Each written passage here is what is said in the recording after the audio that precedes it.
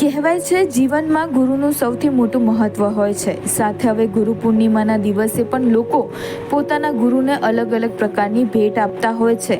આ દિવસે આધ્યાત્મિક ગુરુનું સ્મરણ અને પૂજન કરવામાં આવે છે. આ ઉત્સવ અષાઢ સુદ પૂર્ણિમાના દિવસે મનાવવામાં આવે છે. મહાભારતના રચયિતા વેદવ્યાસજીનો જન્મદિવસ આ દિવસે હોવાથી તેમના સન્માનમાં ગુરુ પૂર્ણિમાના વ્યાસ પૂર્ણિમા નામથી પણ ઓળખવામાં આવે છે. અમદાવાદના રાધાકૃષ્ણ મંદિર ભાડજના મહંત અનુપમ ગોવિંદદાસજી જેમના કહેવા મુજબ ગુરુ પૂર્ણિમા તે આધ્યાત્મિક ગુરુના દિવસ ગણવામાં આવે છે. અત્યારે લોકો કહે છે કે કોઈ પણ ગુરુ બની શકે છે, પરંતુ તે ગુરુ ભૌતિક ગુરુ ગણવામાં આવે છે. વિસ્તારથી સમજાવવામાં આવે તો ગુરુ બે પ્રકારના હોય છે, એક આધ્યાત્મિક અને એક ભૌતિક ગુરુ. હરે કૃષ્ણ. મારું નામ અનુપમ ગોવિંદદાસ છે અને હું હરે કૃષ્ણ મંદિર ભાડજમાં સાયન્સ સિટીમાં જે સ્થિત છે ત્યાં રહું છું. ગુરુ પૂર્ણિમા આધ્યાત્મિક પ્રગતિ માટે અને આપણા સ્પિરિચ્યુઅલ એડવાન્સ માટે એક બહુ ઇમ્પોર્ટન્ટ દિવસ છે. ગુરુ પૂર્ણિમા એ દિવસ છે જ્યારે આપણે ગુરુનો આદર, સન્માન, સત્કાર કરતા હોઈએ છીએ. પણ આનું અગર તમે પાછળનું જે જ્ઞાન અને આનું જે પ્રેક્ટિસીસ જે ગુરુ પૂર્ણિમા પાછળ એ છે કે અષાઢી માસના જે પૂનમમાં આ ગુરુ પૂર્ણિમા આવે છે અને આ વ્યાસદેવના અવતરણની રીતે, એટલે વ્યાસદેવનો જે દિવસે અવતાર થયો એ દિવસે આને ઉજવવામાં આવે છે. કેમ કે વ્યાસદેવે બધા જ શાસ્ત્રો આપણને લેખિતમાં આપ્યા અને એ શાસ્ત્ર વાંચીને આપણે અજ્ઞાનથી દૂર થઈ શકીએ છીએ અને એ શાસ્ત્રો વાંચીને આપણે મનુષ્ય જીવનનો આપણું જે ગોલ જે છે અને મનુષ્ય જીવનનું જે ઇમ્પોર્ટન્સ જે છે એ સમજી શકીએ છીએ.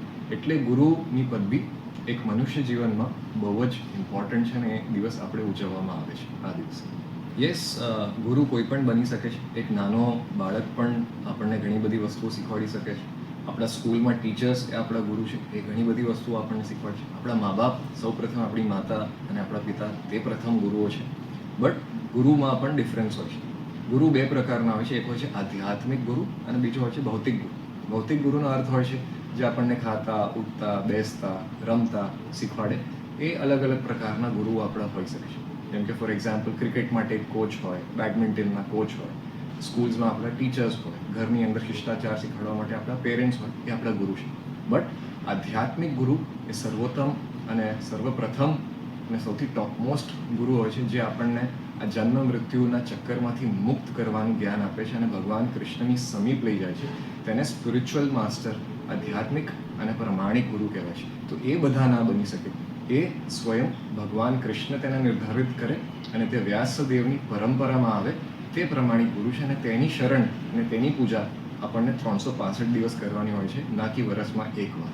કૃષ્ણ મંદિરમાં જે ભાડજમાં છે શ્રી રાધા માધવ મંદિર, ખૂબ જ ફેમસ મંદિર છે અને આનું ફેમ સ્પ્રેડ એટલે થયું છે કેમ કે નિયમિતપણે રવિવારે આખું જે ભગવદ્ ગીતાનું આ જ્ઞાન જે છે 18 અધ્યાય અને 700 શ્લોકનું આ જ્ઞાન એકદમ સિસ્ટમેટિક વેમાં સાંજે 4 થી 6 આ 2 કલાકમાં આખા કોર્સ હરે કૃષ્ણ મંદિર ભાડજમાં સંતોના માધ્યમથી કવર કરવામાં આવે છે અને જે શીખવાથી લાઈફમાં પ્રેક્ટિકલી કઈ રીતે કૃષ્ણના ઉપદેશો આપણે એપ્લાય કરી શકીએ તે શીખવામાં આવે છે.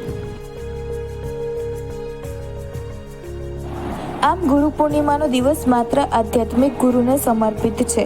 કોઈ મંદિરના મોટા મહંત, શાસ્ત્રી, સાધુને તમે આધ્યાત્મિક ગુરુ બનાવી શકો છો અને તેમની પૂજા કરી શકો છો. ગુરુ પૂર્ણિમાના દિવસે આધ્યાત્મિક ગુરુની પૂજા કરીને તેમને ભેટ કે દક્ષિણા આપવાથી દિવસ ખૂબ સરસ રીતે પસાર થતો હોય છે. સાથોસાથ આખું વર્ષ ગુરુનો આશીર્વાદ મળતો રહે છે.